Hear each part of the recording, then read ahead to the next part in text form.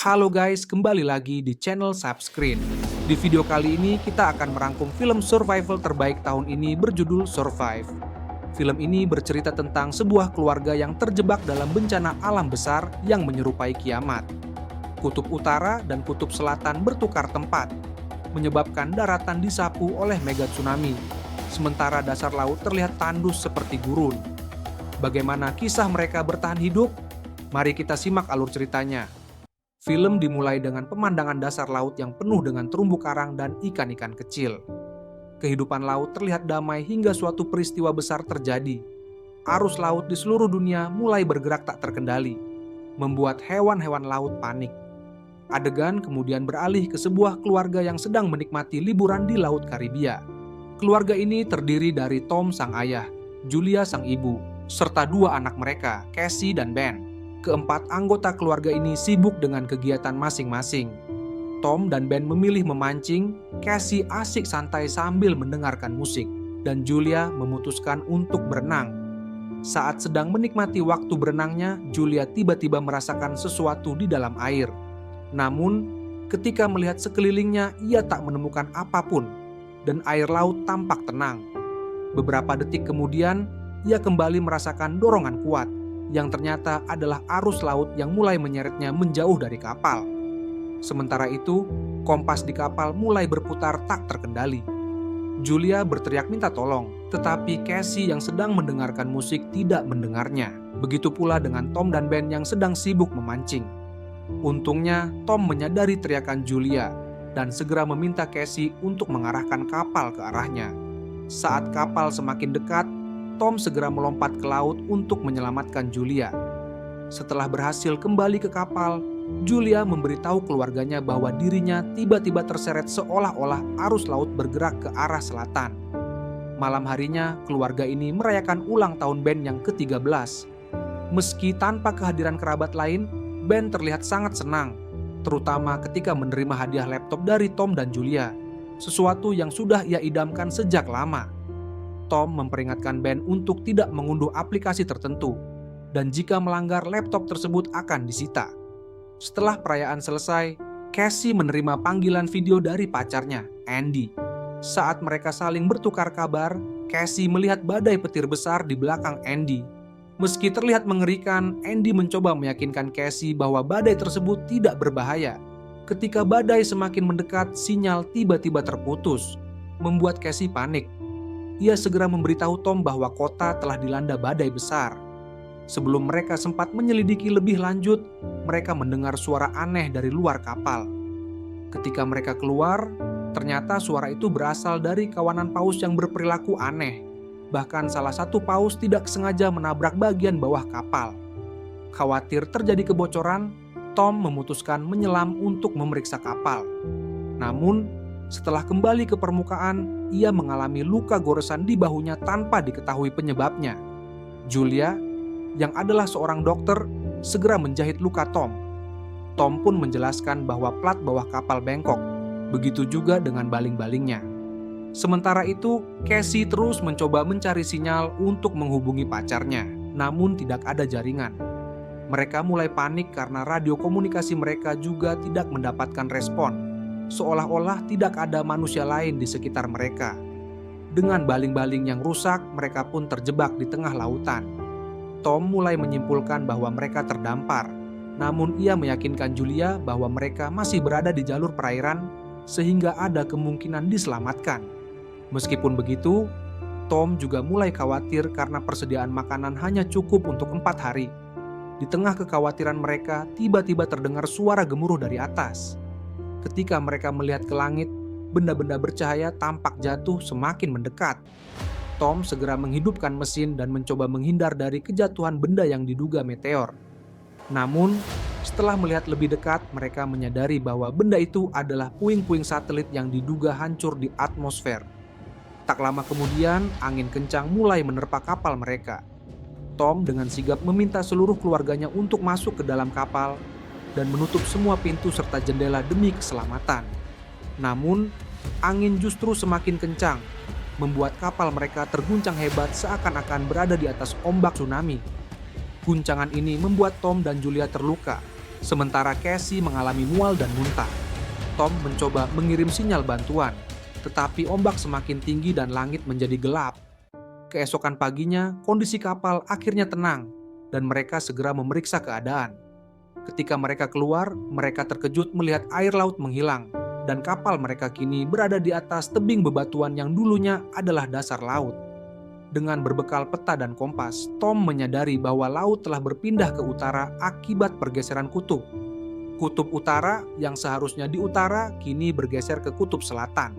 Meski terdengar mustahil, fenomena seperti ini pernah tercatat terjadi sekitar 700.000 tahun yang lalu. Tom dan keluarganya merasa ngeri menyadari bahwa air laut kemungkinan telah menenggelamkan daratan di seluruh dunia, sehingga hampir seluruh umat manusia mungkin tidak selamat. Mendengar hal ini, Cassie sangat terpukul, menyadari bahwa pacarnya mungkin sudah meninggal.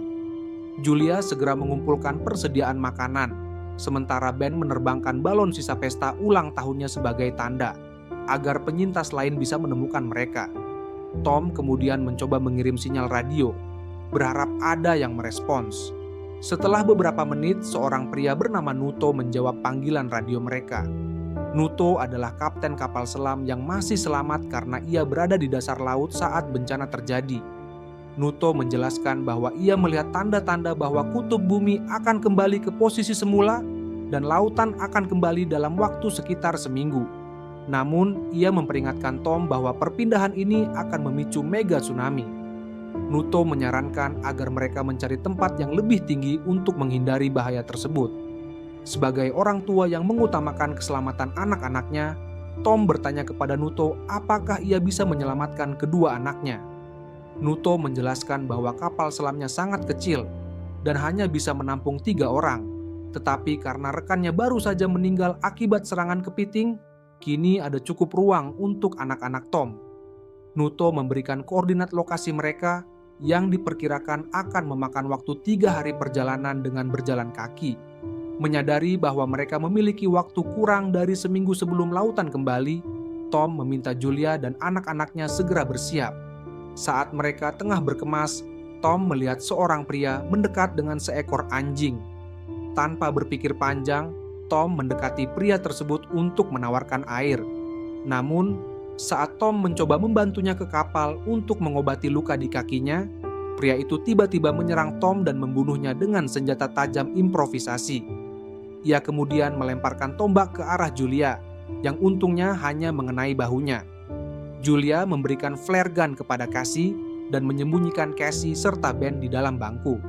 Sementara itu, ia bersembunyi di balik toilet dengan pisau siap siaga. Pria yang kita sebut Bagong berhasil mendobrak pintu kapal dan mulai menghabiskan makanan milik Julia. Ia kemudian mencarinya di dalam toilet, tetapi Julia sudah pergi lebih dulu melalui lubang kecil untuk bersembunyi di bawah kapal. Sayangnya, anjing milik Bagong muncul dan menyerang Julia, memaksanya untuk membunuh anjing tersebut demi pertahanannya.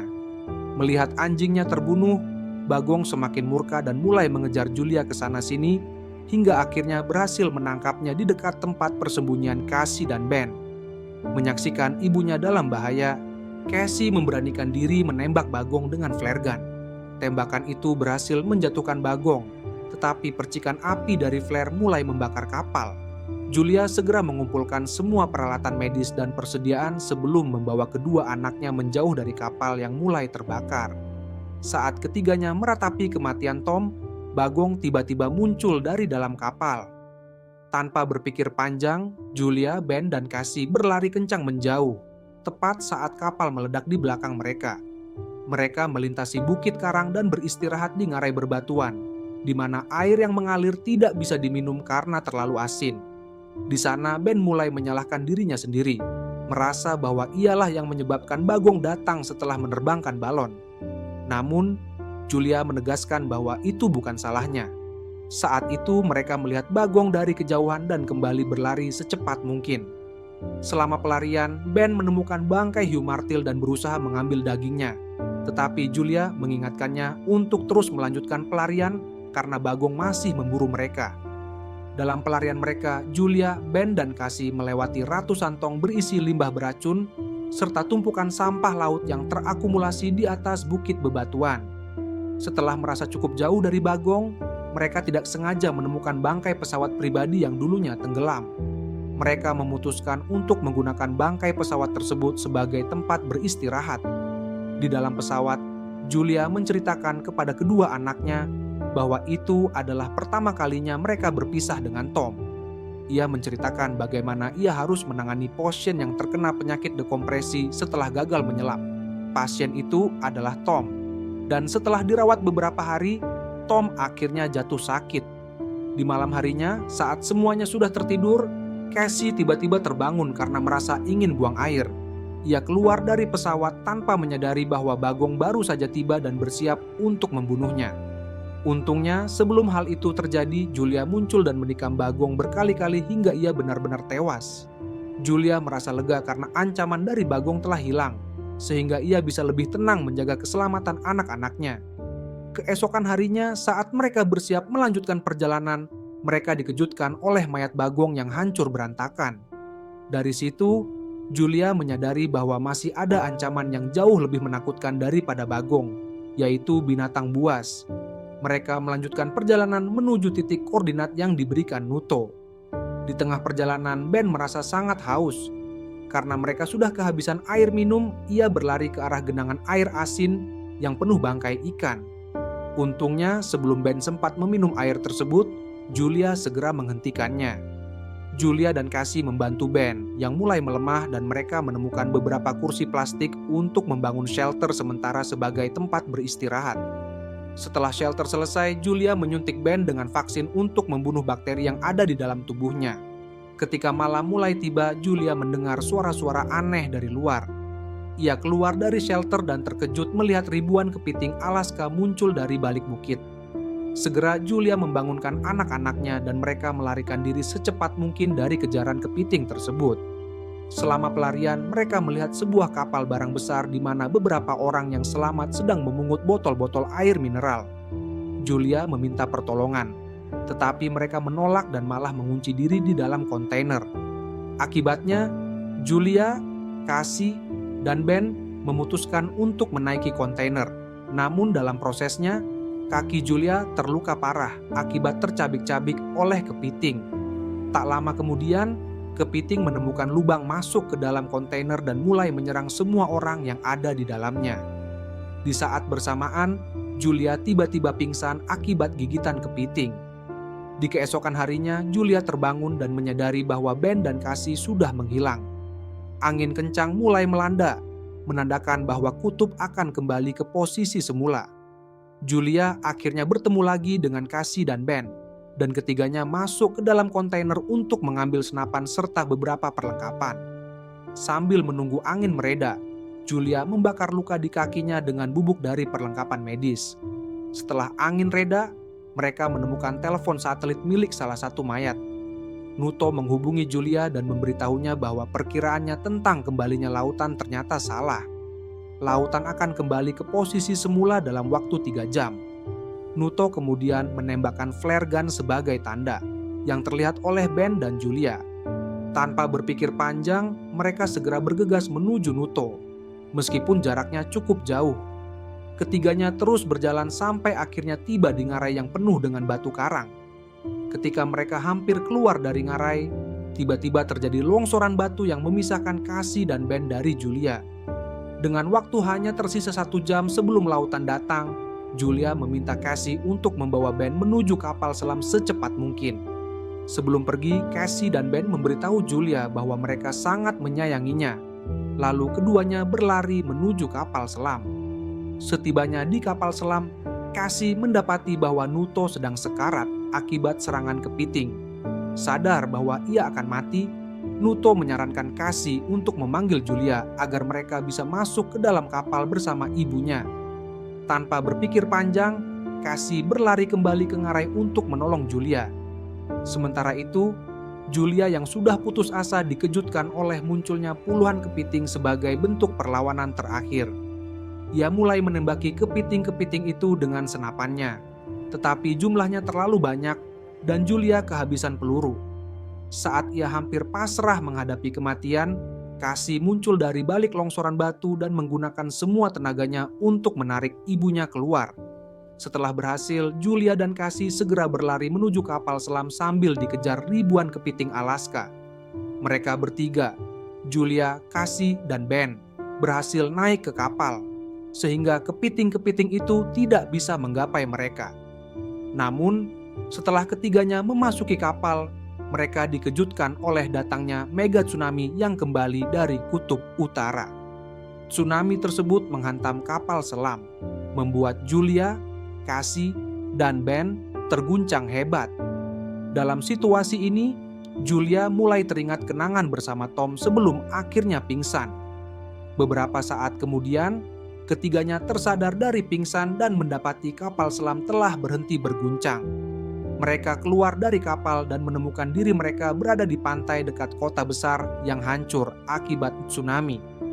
Film ini ditutup dengan momen hangat saat Julia, Cassie, dan Ben berpelukan, siap menghadapi kehidupan selanjutnya. Oke guys, itulah alur cerita film Survive. Semoga kalian terhibur dengan alur cerita yang saya bawakan. Mohon maaf jika ada kesalahan dalam penyebutan nama karakter. Sekian dari saya, sampai jumpa di video berikutnya.